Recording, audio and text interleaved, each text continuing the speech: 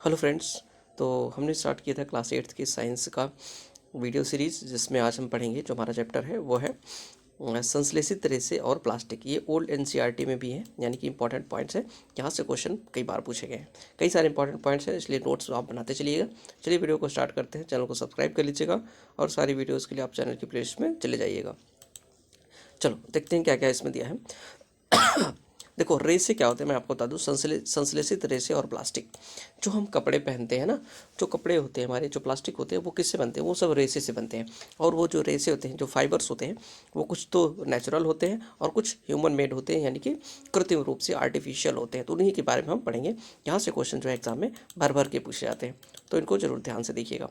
चलो देखो, सबसे पहला पॉइंट ये है, कपड़े प्राकृतिक तथा कृत्रिम स्रोतों से प्राप्त रेशों, यानी कि रेशों क्या क्या बोलते हैं इंग्लिश में, फाइबर्स से बनते हैं। आपने देखा हो कभी कपड़े, जैसे कपड़े बने होते हैं ना, अगर उनको आप काट करके एक एक रेशा आप निकालोगे तो पतला पतला जो धागा निकलता है ना, वही आपका रेशा होता है। ठीक है, उसको फाइबर बोलते हैं। ये जो रेशे होते हैं ना, ये कुछ तो प्राकृतिक रूप से मिलते हैं और कुछ कृत्रिम रूप से फैक्ट्री में बनाए जाते हैं। ठीक है, इन्हीं के बारे में हम पढ़ेंगे। चलिए आगे देखते हैं। ये आप देख सकते हो प्राकृतिक और कृत्रिम रेशे के बारे में थोड़ा सा। अब देखो यहाँ पे देखो, प्राकृतिक रेशे कौन कौन से नाम आप नोट कर लीजिएगा। कपास, ऊन, रेशम आदि पौधों अथवा जंतुओं से प्राप्त होते हैं। जैसे कपास आप जानते हो पौधे से मिलता है। ऊन जैसे भेड़ वगैरह के बाल काटे जाते हैं तो ये जंतुओं से मिलते हैं। और रेशम जो कीट होता है वो बनाता है। ठीक है, तो जो प्राकृतिक रेशे हैं मैंने आपको बता दिया, कपास, ऊन, रेशम, इनमें से कुछ पौधे से मिलते हैं, कुछ जंतुओं से मिलते हैं। दूसरी ओर जो संश्लेषित रेशे, संश्लेषित का मतलब जो सिंथेटिक होते हैं, जो मानव निर्मित होते हैं, मनुष्यों द्वारा बनाए जाते हैं, और संश्लेषित अथवा मानव निर्मित रेशे कहते हैं। ठीक है, आपको संश्लेषित पता चल गया। संश्लेषित का मतलब क्या होता है? जो सिंथेटिक होता है, जो मानव द्वारा बनाया जाता है, मानव निर्मित होता है। ठीक है, आर्टिफिशियल होता है। चलो आगे देखते हैं इंपॉर्टेंट पॉइंट्स क्या है यहाँ पे। ये जो संश्लेषित रेशे होते हैं, यानी कि जो आर्टिफिशियल होते हैं, वो क्या क्या होते हैं, इनके बारे में हम पढ़ेंगे। ठीक है, किस तरीके से इनको बनाए जाते हैं। देखो देखो, जो एक संश्लेषित रेशा यह भी छोटी इकाइयों से को जोड़ करके बनाया जाता है, एक श्रृंखला होती है। ठीक है, जैसे आप माला बनाते हो, यहाँ पे एग्जांपल दिया माला, आप जानते हो गार्लैंड जो होता है, ये इस तरीके से एक एक पॉइंट को जोड़ करके आप बनाते हो ना। उसी तरीके से जो संश्लेषित रेशा होता है ना, वो भी एक श्रृंखला बनाता है। तो उस श्रृंखला के बारे में हम पढ़ेंगे। देखो, प्रत्येक छोटी इकाई वास्तव में एक रासायनिक पदार्थ होता है। उस पदार्थ को क्या बोलते हैं उसके बारे में हम आपको बताते हैं। देखो, जो संश्लेषित रेशा होता है वो कई छोटी इकाइयों से मिलकर के बना होता है, और जो छोटी इकाई होती है उसको हम रासायनिक, वो एक रासायनिक पदार्थ होता है। इस प्रकार की अनेक छोटी इकाइयाँ मिलकर एक बड़ी श्रृंखला एकल इकाई का निर्माण करती है, जिसे हम बहुलक कहते हैं। क्या बोलते हैं? बहुलक, यानी कि इसको इंग्लिश में कहते हैं पॉलीमर। क्या कहते हैं? पॉलीमर। पॉलीमर का एक ग्रीक भाषा का शब्द है। पॉली का मतलब और मर, दो पार्ट इसके हो गए।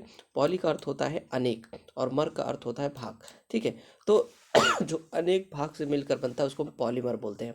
हिंदी में भी आपको अर्थ स्पष्ट कर रहा होगा। बहुलक, बहुत से मिलकर के एक बनता है, उसको हम बहुलक बोलते हैं।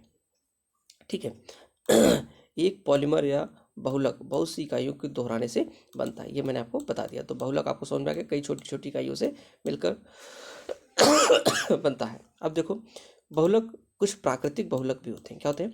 प्राकृतिक बहुलक भी होते हैं, जो प्रकृति में पाए जाते हैं। जैसे एक कपास, कपास क्या है? एक बहुलक है। कपास क्या है? एक बहुलक है, जो कि सेलुलोज से बना होता है। इसको बहुत ही इंपॉर्टेंट है, नोट कर लीजिएगा। कपास क्या है? एक प्राकृतिक बहुलक है, जो कि सेलुलोज से मिलकर बना होता है। सेलुलोज की बड़ी संख्या में ग्लूकोज इकाइयों द्वारा निर्मित होता है। ठीक है, अब हम देखेंगे संश्लेषित रेशों के प्रकार, कि संश्लेषित रेशे के प्रकार क्या है। सबसे पहला यहाँ पे आपको मिल जाएगा रेयान। नाम सभी को नोट कर लीजिएगा। ये संश्लेषित रेशा है। संश्लेषित का मतलब क्या होता है? सिंथेटिक है, यानी कि ये मानव निर्मित होता है, मानव द्वारा बनाया जाता है फैक्ट्रीज में। ठीक है, देखो, रेशम कीट से प्राप्त होता है। ये तो आप जानते हो कि जो रेशम होता है हमारा, वो कीट से प्राप्त होता है, और इसकी खोज कहाँ पे हुई थी? चीन में हुई थी। उसके बाद चूंकि जो चीज़ें प्राकृतिक रूप से मिलती हैं, जिनमें जैसे ये क्या होता है? कीटों द्वारा तैयार किया जाता है। तो जब कीट इसको तैयार करते हैं, तो अगर मान लो हमें बहुत बड़े पैमाने पर इसका उत्पादन करना हुआ तो उसमें समस्या होती है। तो इसलिए वैज्ञानिकों ने क्या किया? रेशम को बनाने के कृत्रिम तरीके, आर्टिफिशियल तरीके खोजना स्टार्ट कर दिए। तो रेशम को कृत्रिम रूप से बनाने के प्रयास में कई सारे प्रयास किए गए और उसमें उन्होंने बाद में रेशम को बना ही लिया। मतलब वैसा रेशम तो नहीं था, आर्टिफिशियल रेशम था। तो उन्होंने बनाया कैसे? उन्होंने रेशे को काष्ठ की लुगदी, यानी काष्ठ मतलब लकड़ी, लकड़ी के लुगदी के साथ रासायनिक उपचार से प्राप्त किया। रेशम को उन्होंने किससे प्राप्त किया? काष्ठ की लुगदी को रासायनिक प्रक्रिया के द्वारा उसको प्राप्त किया और उसका नाम क्या रखा? रेयान। क्या नाम रखा? देखो, रेयान। रेयान क्या नाम रखा? रेयान। रेयान क्या होता है? कृत्रिम रेशा आपका होता है। क्या होता है? कृत्रिम रेशम। ध्यान रखिएगा, कोई अगर आपसे पूछता है कि कृत्रिम रेशम किसे कहते हैं, तो कृत्रिम रेशम आपका रेयान होता है। कैसे बनाया जाता है? लकड़ी की लुगदी से ये बनाया जाता है। ठीक है, चलो देखो, यद्यपि जो रेयान होता है हमारा, वो प्राकृतिक स्रोत काष्ठ लुगदी से बनाया जाता है। यह एक मानव निर्मित रेशा होता है, जो कि जो रेयान होता है उसको हम मानव निर्मित रेशा कहते हैं। ठीक है, क्योंकि लकड़ी की लुगदी पर रासायनिक प्रक्रम द्वारा तैयार किया जाता है। ठीक, अब इसके बारे में हम पढ़ लेते हैं। देखो, अगर इसमें कई सारे कलर भी आते हैं, इस पर रंगाई वगाई की जाती है रेयान की। अब देखो, रेयान को कपास के साथ मिलाकर बिस्तर की चादरें बनाई जाती हैं, इसको नोट कर लेना। ऊन के साथ मिलाकर कालीन और गलीचा बनाया जाता है। तो अगर रेयान को हम कपास में मिलाएंगे तो बिस्तर चादरें बनाते हैं, और रेयान को ऊन के साथ मिलाकर के कालीन और गलीचा बनाते हैं। ठीक है, नेक्स्ट पॉइंट देखते हैं हम। ये आप देख सकते हो, ये देखो यहाँ पे रेयान निर्मित वस्तुओं का चित्र आप देख सकते हो। यहाँ पे कालीन वगैरह बनाई गई हैं, कई सारी चीज़ें यहाँ पे रेयान से बनाई गई हैं। ठीक है, चलो आगे देखते हैं। अब दूसरे नंबर का, पहला हमारा रेयान था कृत्रिम रेशे में, दूसरा हमारा नायलॉन है। क्या है? नायलॉन। नाम नोट करते चलिएगा। नायलॉन आपने नाम सुना भी होगा, नायलॉन की रस्सी वगैरह भी आती है। देखो नायलॉन कैसे बनता है। नायलॉन, देखो नायलॉन क्या है? एक मानव निर्मित रेशा होता है। ठीक है, जैसे वो बनाया जाता है 1931 में बिना किसी प्राकृतिक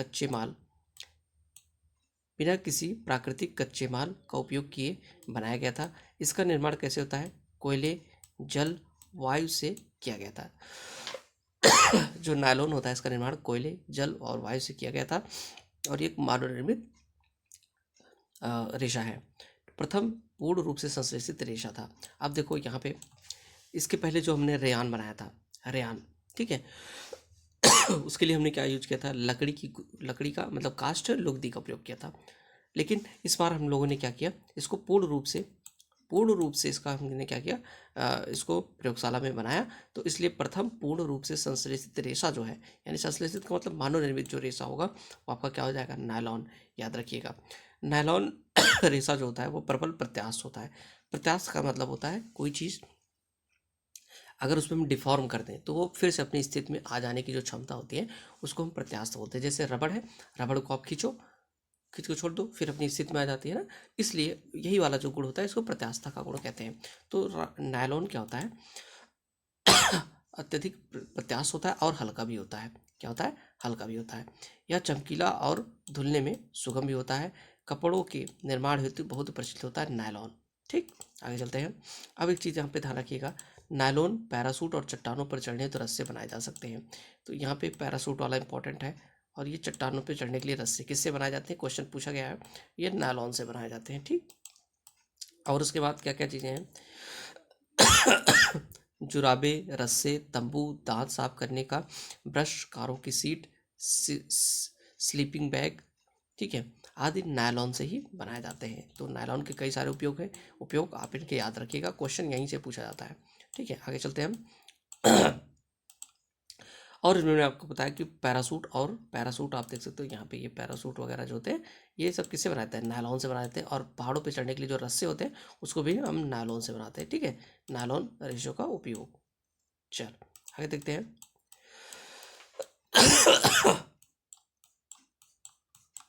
यहाँ पे देखते हैं हम। चल, अब तीसरा हमारा, पहला क्या था हमारा? पहला हमारा था रेयॉन, दूसरा नायलॉन, तीसरा है पॉलिएस्टर, और उसके बाद क्या है? एक्रिलिक। ठीक, इनके बारे में पढ़ेंगे। देखो, पॉलिएस्टर एक अन्य संश्लेषित रेशा होता है, यानी कि मानव निर्मित रेशा होता है। यह रेशे से बने कपड़े आसानी से सिलवटे नहीं पड़ते। तो जो पॉलिएस्टर से बनता है उसमें क्या होता है? कपड़ों में सिलवट, यानी कि मोल्ड नहीं पड़ता अगर आप उसको रखोगे तो। ठीक है, यह सपाट रहता है और सफलतापूर्वक धुला जाता है। यह वस्त्र सामग्री हेतु पर्याप्त उपयोगी पदार्थ है। अगर वस्त्र बनाना है यानी कपड़े बनाने हैं तो ये बहुत ही पर्याप्त उपयोगी पदार्थ है।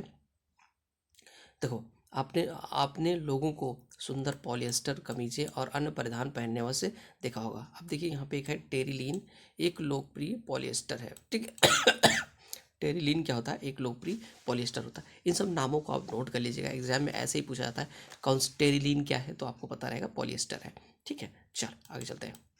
अब देखो, इसे बहुत महीन रेशों में खींचा जा सकता है। जो टेरिलीन होता है ना, इसको बहुत महीन रेशों में हम इसे खींच सकते हैं, जिन्हें फिर किसी अन्य तंतु समान बुना जा सकता है, ठीक है। इसको बुन के कपड़े वस्त्र आदि बनाए जाते हैं। चलो आगे चलते हैं। देखो यहाँ पे एक इम्पॉर्टेंट पॉइंट है, वो मैं आपको बताता हूँ। ये पेट के बारे में। पेट मतलब पेट नहीं, PET, पॉली एथिलीन टर्थलेट, ठीक है। पॉली एथिलीन टर्थलेट यह एक बहुत परिचित प्रकार का पॉलिएस्टर, इसका उपयोग बोतलें, बर्तन, फिल्म, तार, अन्य आदि बनाने में किया जाता है, ठीक है। इसको ध्यान रखिएगा। आगे चलते हैं पॉलिएस्टर के बारे में। पॉलिएस्टर, देखो पॉलिएस्टर क्या होते हैं इसके बारे में समझ लेते हैं। पॉलिएस्टर पॉली और एस्टर से मिलकर बना है। वास्तव में एक रसायन होता है एस्टर। क्या होता है? एस्टर। और पॉली का मतलब होता है बहुत अधिक संख्या में, तो एस्टर को बहुत अधिक संख्या में मिलाते हैं तो क्या बनता है?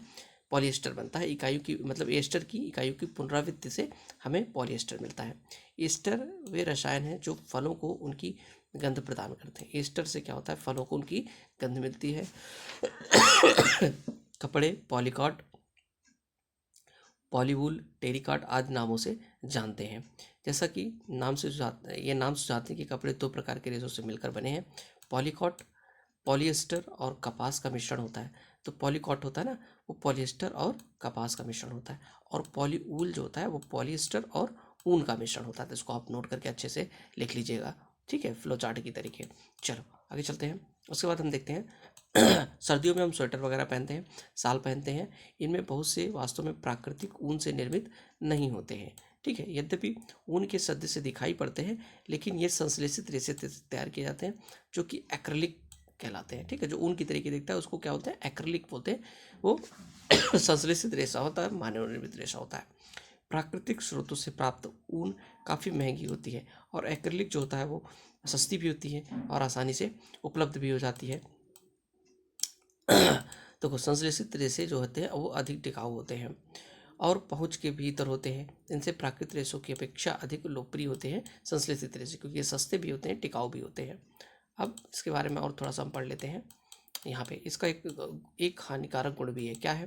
देखो, संश्लेषित रेशे जो होते हैं गर्म करने पर पिघल जाते हैं। ये इसका एक हानिकारक गुण है, क्योंकि मान लो वस्त्र में आग लग गई और वस्त्र आप पहने हुए हैं, तो वस्त्र में क्या होता है? वो जो रेशा होता है नायलॉन, जो कृत्रिम रेशा होता है, वो चिपक जाता है आपके कपड़ों से, तो व्यक्ति के शरीर से चिपक जाता है, जिससे बहुत ही उसको नुकसान हो जाता है।